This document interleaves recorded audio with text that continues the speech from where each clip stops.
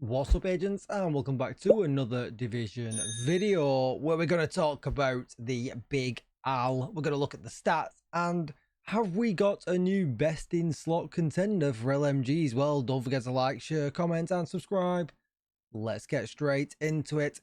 So this is the Big Alejandro in front of you right now. It's a throwback to Division 1. This gun is extremely similar to its Division 1 counterpart, where it was definitely a favourite of people in that game that liked to run LMGs. You can get the Frost and Flame from the premium pack or whatever it's called that you can buy right now that gets you the 50 extra stash space as well. It does look pretty cool. We've covered that before.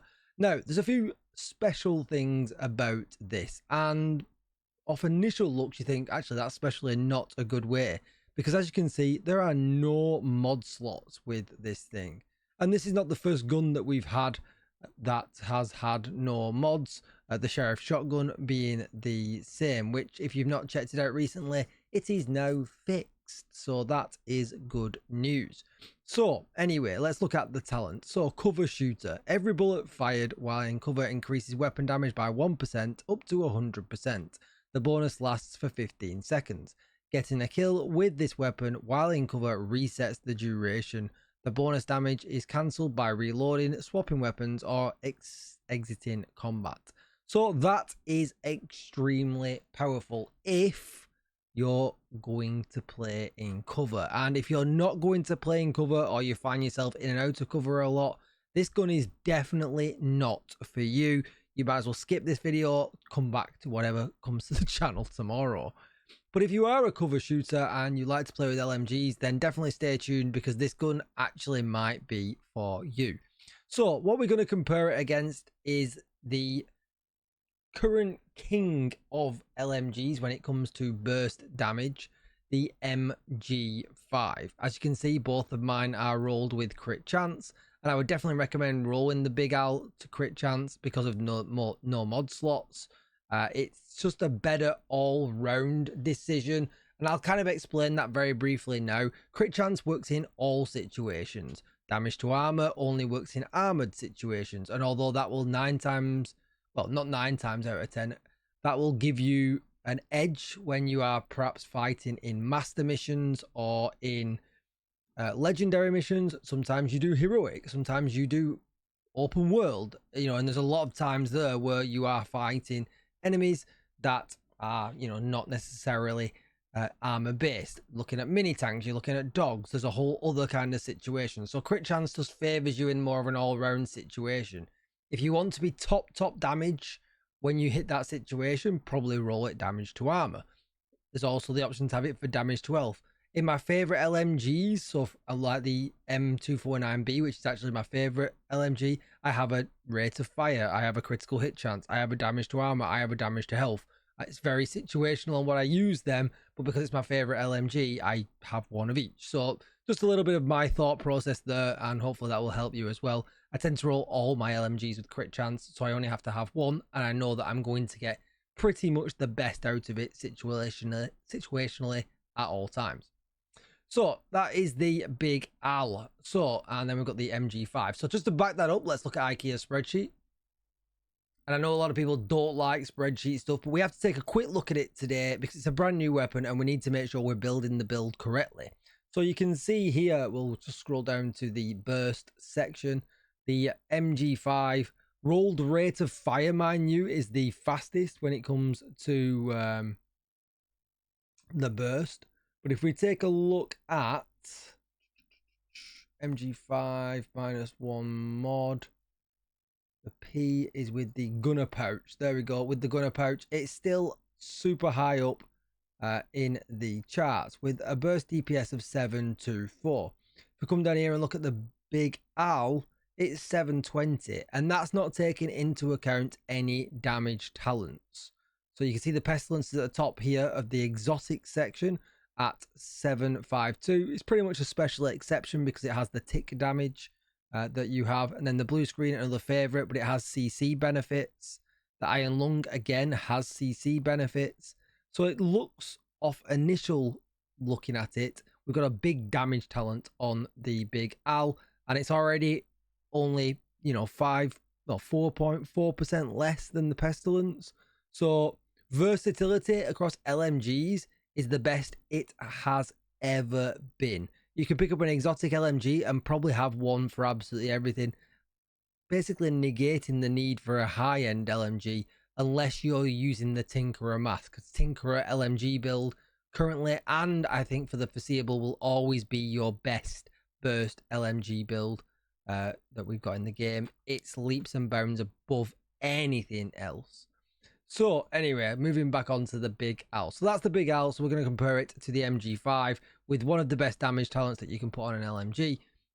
Unhinged just gives you a flat 18%, and I don't think you notice the minus 25s at all. It's still super stable. Look,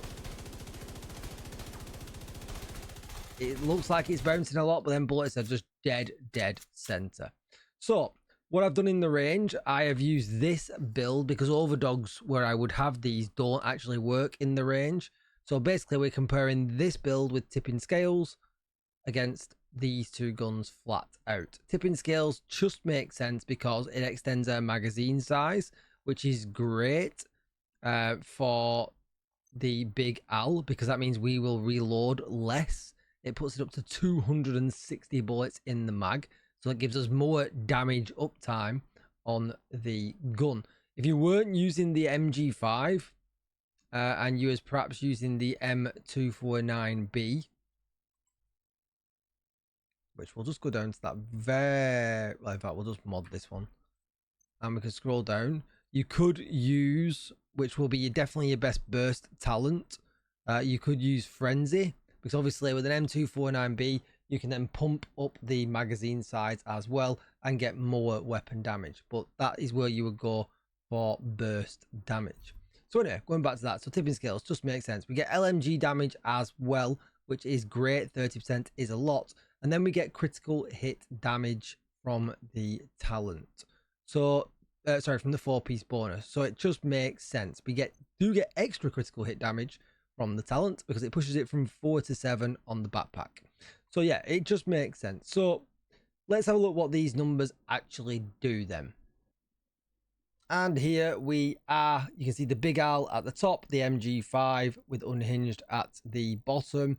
And you can see generally that the Big Al is doing nearly 20% more damage, but it wouldn't be a true 20% more damage. Unhinged is up all of the time.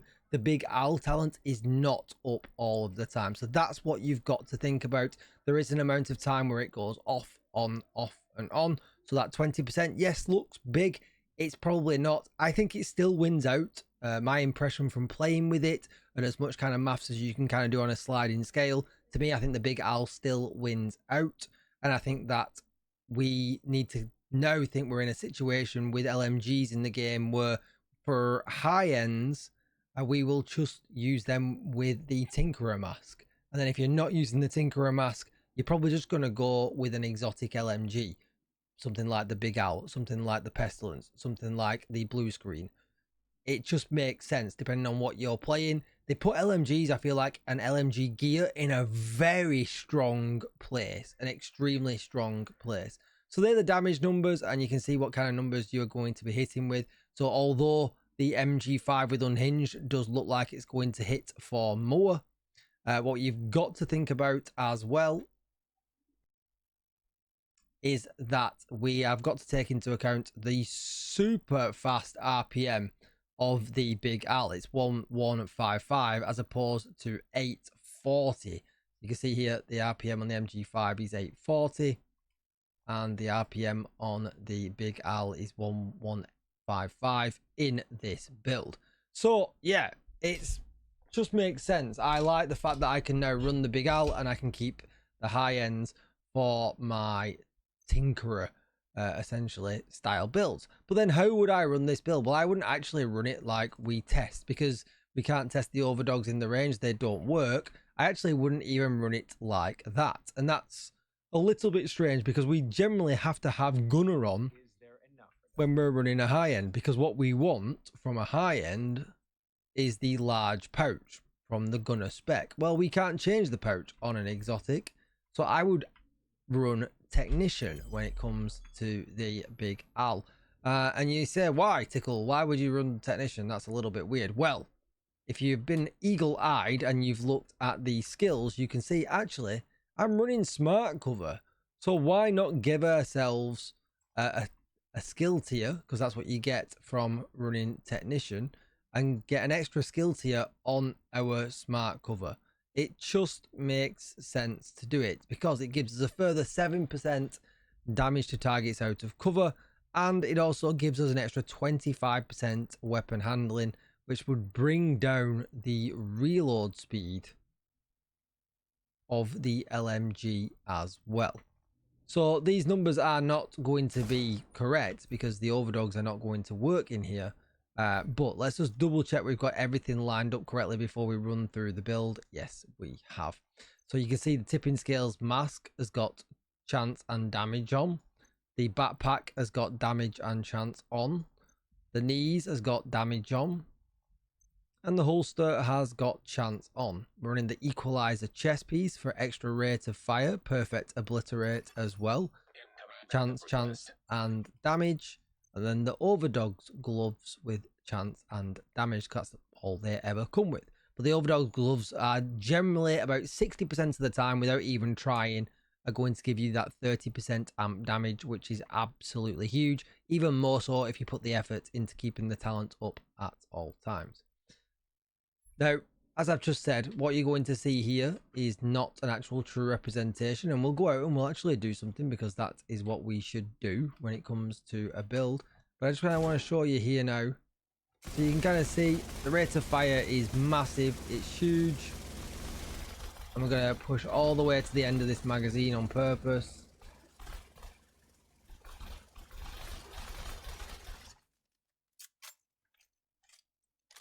So you saw that reload there then, but then we're going to slap on the smart cover and we're even more accurate. Like you can literally see how much more accurate that is, not jumping around. And obviously we get that nice damage to target out of cover boost.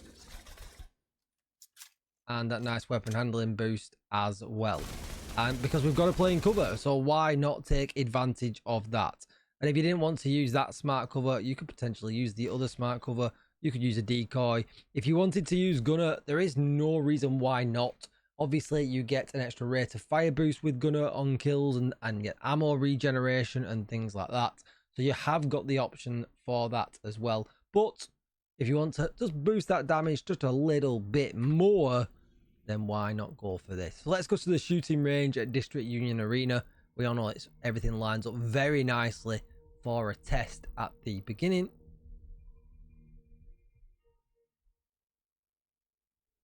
But I just feel like they have balanced it, you know, nicely. They really have. I think, can we turn down this yellow glare? In certain, look, I feel like it's very saturated in some situations sometimes. Maybe oversaturated a little bit. I mean, I do like the graphics increase, but now I've got 2 LMGs on right now, and I've not got full ammo. Oh, I didn't reload my ammo when I came. Oh. Alright, let's see how we get on.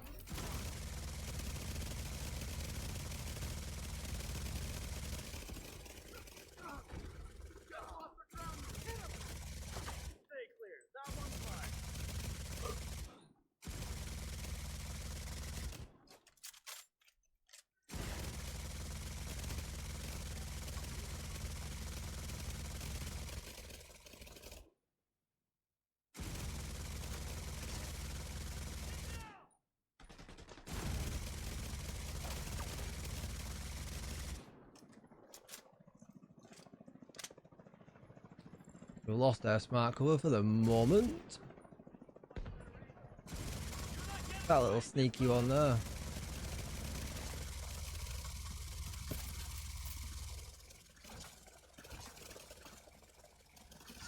Oh my god, it's an animal.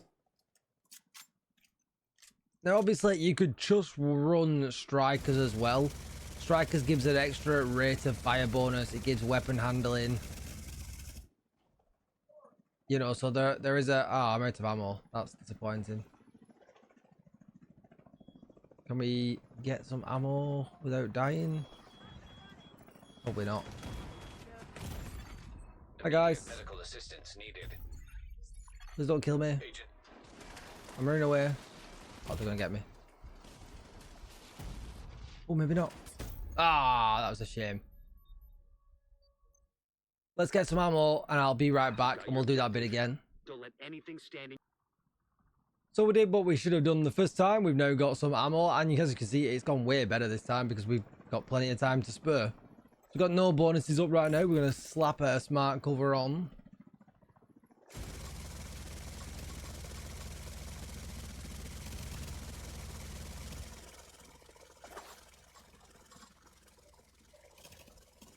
Just body shotting. Look at that. And as expected, it just absolutely melts through absolutely everything.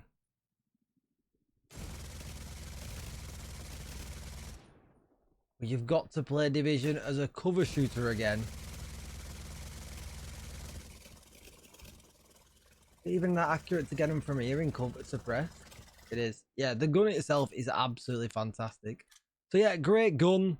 And I hope you enjoy the build and consider, I've not seen anybody, you know, just consider getting an extra skill tier for nothing. I wouldn't build skill tiers in to the build. I feel like you would take away too much damage if you do that.